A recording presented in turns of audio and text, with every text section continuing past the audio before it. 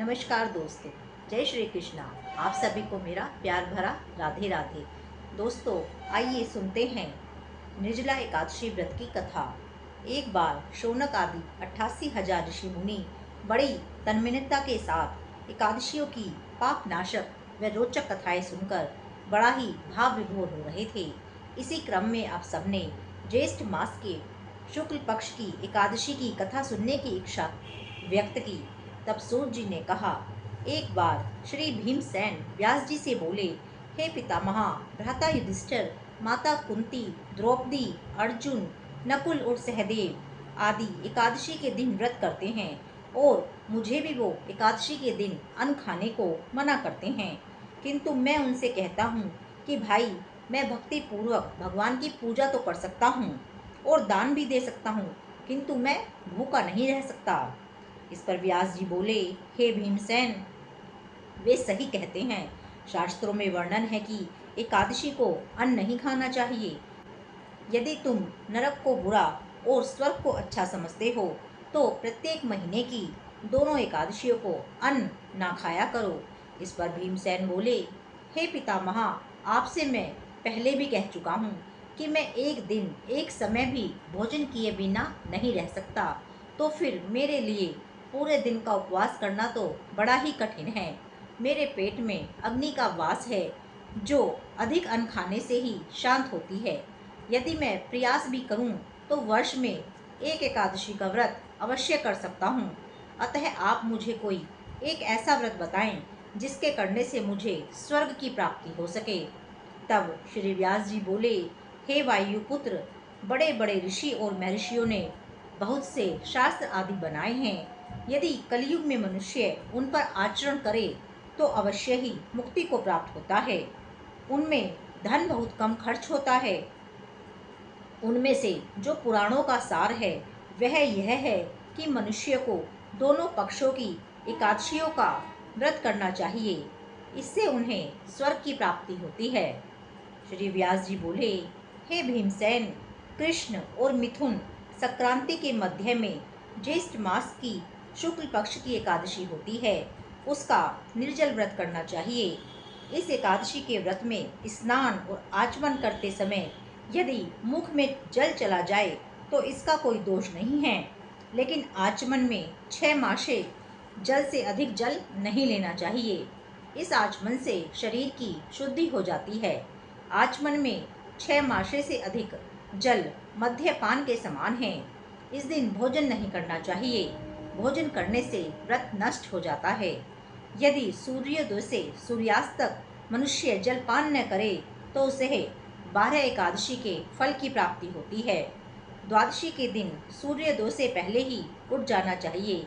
इसके पश्चात भूखे ब्राह्मण को भोजन कराना चाहिए। तत्पश्चात स्वयं भोजन करना चाहिए। हे भीमसेन, स्वयं भगवान ने मुझसे कहा था कि इस एकादशी का पुण्य समस्त तीर्थों और दानों के बराबर है।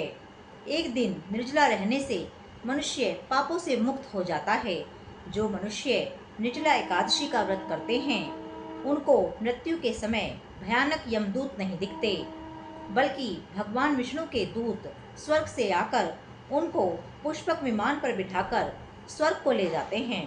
संसार में सबसे श्रेष्ठ निर्जला एकादशी का ही व्रत है। अतः प्रयास करके इस एकादशी का निर्जल व्रत करना ही चाहिए। इस दिन ओम नमो भगवते वासुदेवाय इस मंत्र का उच्चारण करना चाहिए। इस दिन गोदान करना चाहिए। इस एकादशी को भीमसेनी या पांडवी एकादशी भी कहते हैं। निर्जल व्रत करने से पहले भगवान की पूजा करनी चाहिए और भगवान से विनय करनी चाहिए कि हे भगवान, हे गोविंद, आज मैं निर्जल व्रत करता हूँ। इसके दूसरे दिन मैं भोजन करूँगा। मैं इस व्रत को बड़ी ही श्रद्धा पूर्वक करूँगा जिससे मेरे सभी पाप नष्ट हो जाएं। इस दिन जल से भरा हुआ घड़ा वस्त्र आदि से ढककर स्वर्ण सहित किसी सुपात्र को दान करना चाहिए। जो मनुष्य इस व्रत के दौरान स्नान तप आदि करते हैं उनको करोड़ पल स्वर्ण दान का फल मिलता है। जो मनुष्य इस दिन यज्ञ होम आदि करते हैं उसका फल वर्णित भी नहीं किया जा सकता। इस निर्जला एकादशी के व्रत से मनुष्य विष्णु लोक को जाता है। जो मनुष्य इस दिन अन्न खाते हैं उन्हें चांडाल ही समझना चाहिए। वे अंत में नरक को जाते हैं।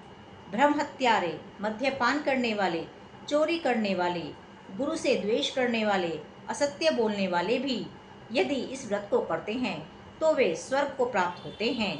हे कुंती पुत्र, जो पुरुष या स्त्री इस व्रत को श्रद्धा पूर्वक करते हैं उनके निम्नलिखित कर्तव्य हैं। उन्हें सर्वप्रथम विष्णु भगवान की पूजा करनी चाहिए, तत्पश्चात गोदान करना चाहिए। इस दिन ब्राह्मणों को दक्षिणा, मिष्ठान आदि भी देना चाहिए। निर्जला के दिन अन्न, वस्त्र, छत्र, उपानह आदि का दान करना चाहिए। जो मनुष्य इस कथा को प्रेम पूर्वक सुनते व पढ़ते भी हैं तो वे स्वर्ग के अधिकारी हो जाते हैं। बोले एकादशी मैया की जय। श्री कृष्ण भगवान की जय।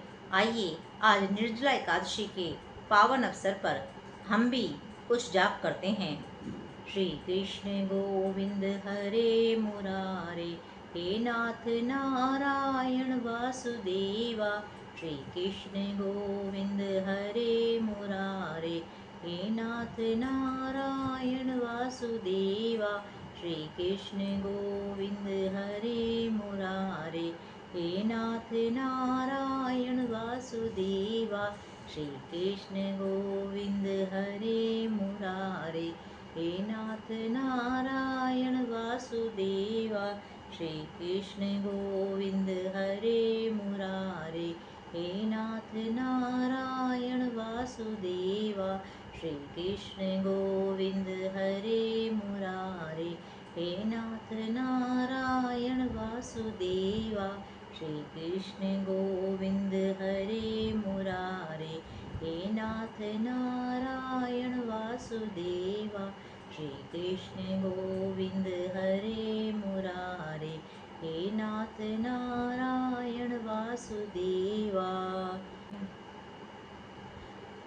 बोलिए श्री राधा गोविंद की जय। बोल श्री राधा दामोदर की जय। बोलो एकादशी मैया की जय।